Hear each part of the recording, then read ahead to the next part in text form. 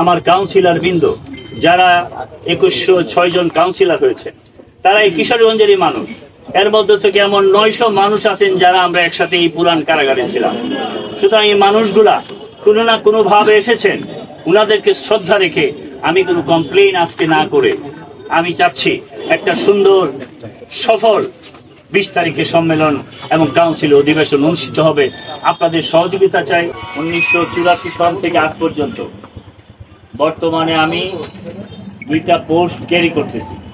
একটা জেলা বিএনপির সিনিয়র যুগ্ম সাধারণ সম্পাদক, সেটাও 11 বছরের মতো 14 বছরের মতো হয়ে গেছে। আরেকটা পোস্ট ক্যারি করতেছি ইদানিং কাউন্সিলের মাধ্যমে, সম্মেলনের মাধ্যমে হয়েছে, সদর উপজেলা বিএনপির সভাপতি হিসেবে দায়িত্ব পালন করছি। আমি সেই দায়িত্ব পালন করা অবস্থায় আমি যেই জিনিসটা ভাবছি যে বিবেকের তাড়নায় মানুষ রাজনীতিবিদদেরকে শ্রদ্ধা করে এবং সেই শ্রদ্ধার মধ্যে তাদের কমিটমেন্টের যে গ্যাপ থাকে, সেই কমিটমেন্ট যদি কেউ ফেল করে, মানুষ দূর থেকে ভাবে যে রাজনীতিবিদরা কথা বললে কথার সাথে কাজের মিল থাকে না। গত 17 বছরে যে যেভাবেই হোক একটা সরকার ছিল এই দেশে যারা এই কাজটা পুঙ্খানুপুঙ্খানুভাবে করে গেছেন। সমস্ত রাজনীতিবিদদের উপরে আস্থা জায়গাটাকে টোটালি অনাস্থার পর্যায়ে নিয়ে গেছে। এই জন্য আমি মনে করি, আমি আমার জীবনে যতদিন রাজনীতি করেছি চেষ্টা করেছি যাতে সততার সাথে আমি আপনাদের পাশে থাকতে। আজকেও আমি সেই সততার পরিচয়ের জন্য, স্বচ্ছতার পরিচয়ের জন্য আপনারা যারা সাংবাদিক ভাইরা গত 5 দিন যাবত শুধু পত্রিকাতেই লেখালেখি করছে এবং আজকেও 4টা পত্রিকাতে সম্ভবত এসেছে। আমি পত্রিকার 1-2টার নাম উল্লেখ করতে পারি। এর মধ্যে দৈনিক মানব জীবনে এসেছে, দৈনিক আজকের সময়ের কণ্ঠস্বর, দৈনিক সকালবেলা, আর লোকাল দৈনিকে তো সব আসছেই। আরো অনেক পত্রিকাতে আসছে, পত্রিকাগুলো আমি এখন কালেক্ট করতে পারি নাই, এই জন্য আমি বলছি না। সমস্ত পত্রিকাতে আসছে। সবাই আপনারা জানতে চাচ্ছেন যে আপনারা যে সংবিধান দিয়ে বিএনপি পরিচালিত হয়, যেই সংবিধান শহীদ রাষ্ট্রপতি জিয়াউর রহমান লিখিয়েছেন, যেই সংবিধান আপনাদের আইনের মধ্য দিয়ে প্রতিষ্ঠিত হয়েছে, যেই সংবিধান আপনাদের প্রিয় নেতা 17 বছরের গণতান্ত্রিক আন্দোলনের মূল নেতা তারেক রহমান সাহেব করেছেন। উনি গত 10 মাস যাবৎ যেভাবে মানুষকে সততার মেসেজ দিয়ে যাচ্ছে, উনি বলেছেন যে এই দেশ একটা সুন্দর সংবিধানই পরিচালিত হবে, যেটা 1971 সনের মুক্তিযুদ্ধের শহীদের রক্তের বিনিময়ে এসেছে, যার মুক্তিযুদ্ধের ঘোষণা দিয়েছেন আমাদের প্রিয় নেতা শহীদ জিয়াউর রহমান। আমরা তাই মুক্তিযুদ্ধের সংগঠন হিসাবে, এই দেশের চেতনার বিশ্বাসী হিসাবে, বাংলাদেশের চেতনার বিশ্বাসী হিসাবে আমরা সেই সংবিধানকে ফলো করি। আর দল হিসাবে আমাদের যে সংবিধান দল পরিচালিত হয়, আমরা সেটাকে মেনটেন করে চলি। মাঝে মধ্যে কিছু এদিক সেদিক হয়, তারপরেও সেটা সঠিক পথে চলে আসে। আমি চাচ্ছি কিশোরগঞ্জ থেকে এই আওয়াজটা উঠুক যে আমাদের প্রিয় নেতা, আমাদের প্রিয় নেত্রী, যেই মানুষটা 40 বছর যাবৎ গণতন্ত্রের আন্দোলনে নেতৃত্ব দিয়ে যাচ্ছে, 6.5 বছর কারাগারে থেকে নীরব প্রতিবাদ করে উনি বাংলাদেশে গণতন্ত্র প্রতিষ্ঠা করেছেন।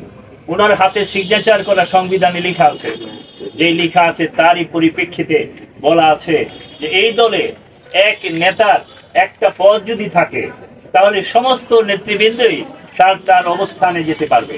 কিন্তু আমরা যারা বড় নেতা, যারা বড় চেয়ারে বসি, আমাদের আসলে একটা পদে পুষে না। আমাদের সবসময় 2টা 3টা 4টা পদ লাগে। যদি না থাকে আমরা ধার করে আনি, না থাকলে আমাদের ঘরে দেই, না থাকলে আমাদের পাশে দেই। আমাদের প্রয়োজনে আমরা সেই কাজটা করি। দায় দায়িত্ব নিতে হয় বিএনপিকে, দায় দায়িত্ব নিতে হয় জননেতা তারেক রহমানকে। আমি সেটা থেকে মুক্তির জন্য দল যাতে আরো সঠিকভাবে সুন্দরভাবে সিদ্ধান্ত নিতে পারে, এই জন্য আমি আপনাদেরকে আজকে আপনাদের সামনে হাজির হয়েছি। আমি হাজির হয়েছি একটা স্লোগানের উপর, যে এক নেতা এক পদ, যেটা আমাদের সংবিধানে লেখা আছে। আমি লিখিতভাবে একটা প্রস্তাবনা রেডি করেছি। আপনাদের অনুমতি নিয়ে আপনারা যদি বলেন আমি সেটা পাঠ করতে পারি। আপনাদেরকে আমাকে বসিয়ে কথা বলার সুযোগ দেওয়ার জন্য বিসমিল্লাহির রহমানির রহিম। এক নেতা এক পদ। বাংলাদেশ জিন্দাবাদ, বাংলাদেশ জাতীয়তাবাদী দল জিন্দাবাদ। শহীদ জিয়া অমর হোক, সুপ্রিয় সাংবাদিক বৃন্দ, আসসালামু আলাইকুম। রাজনৈতিক পথ পরিক্রমায় সুদীর্ঘ ধারাবাহিকতায় আসছে আগামী 20 সেপ্টেম্বর গণমানুষের প্রিয় দল, আমার প্রাণপ্রিয় সংগঠন বাংলাদেশ জাতীয়তাবাদী দল বিএনপি কিশোরগঞ্জ জেলার সম্মেলন অনুষ্ঠিত হতে যাচ্ছে। আপনারা ইতিমধ্যে অবগত আছেন, উক্ত সম্মেলনে আমি সাধারণ সম্পাদক পদে ফুটবল মার্কায় প্রতীকে প্রার্থী হয়েছি। আপনারা জানেন, 90-এর গণ আন্দোলন থেকে শুরু করে ফ্যাসিস্ট হাসিনা বিরোধী গণতন্ত্র আন্দোলনে 17 বছর আমি আমার জীবনের মূল্যবান সময় উৎসর্গ করেছি। কারণ 90 থেকে আমি গুরুদাল কলেজের ভিপি থাকার জন্যেই আমার উপর সে সময় বেসিক দায়িত্ব পড়েছিল। এর মধ্যে 64টি মামলায় আসামি হয়ে দীর্ঘদিন কারাগারের অন্ধকারে প্রকোষ্ঠে থাকতে হয়েছে। এছাড়া বারবার রিমান্ডে নির্যাতন সহ্য করতে হয়েছে। 3টি মামলায় 10.5 বছরের সাজা আমাকে বহন করতে হয়েছে। তাই দলের একজন কর্মী হিসাবে আমার শ্রম ত্যাগ বিনিময়ের অর্জিত দীর্ঘ অভিজ্ঞতার আলোকে জেলা বিএনপিকে আরো গতিশীল ও কর্মী বান্ধব দল হিসাবে গড়ে তুলতেই আমি সাধারণ সম্পাদক প্রার্থী হয়েছি। আমি যদি নির্বাচিত হই, তাহলে তৃণমূলের ত্যাগী নেতা কর্মীর মূল্যায়ন করে গঠনতন্ত্র মোতাবেক দল পরিচালনার অঙ্গীকার করছি। গঠনতন্ত্রের প্রতিটি ধারা ও উপধারা মেনে সংগঠন পরিচালনা করব। আপনারা জানেন, শহীদ জিয়াউর রহমানের প্রতিষ্ঠিত বিএনপির গঠনতন্ত্রের 15 ধারার বিশেষ এই বিধানের উপধারায় উল্লেখ আছে যে কোনো ব্যক্তি একই সঙ্গে দলের জেলা, মহানগর, উপজেলা, পৌরসভার কমিটিতে সভাপতি অথবা সাধারণ সম্পাদক পদে নির্বাচিত হতে পারবেন না, কিংবা চেয়ারপারসনের উপদেষ্টা কাউন্সিলের কোন সদস্য, জাতীয় নির্বাহী কমিটির কোন কর্মকর্তা এবং দলের অমঙ্গল কিংবা সহযোগী সংগঠনের কোন সভাপতি অথবা সাধারণ সম্পাদক দলের কোন পর্যায়ের কমিটিতে কর্মকর্তা নির্বাচিত হতে পারবে না। আমি বিশ্বাস করি, দলের নেতৃত্ব বিকাশ, কর্মীদের মূল্যায়নের স্বার্থে বিএনপি পার্সনের দেশনেত্রী বেগম খালেদা জিয়া স্বাক্ষরিত 15 ধারার বিশেষ এই বিধান প্রণয়ন করা হয়েছে।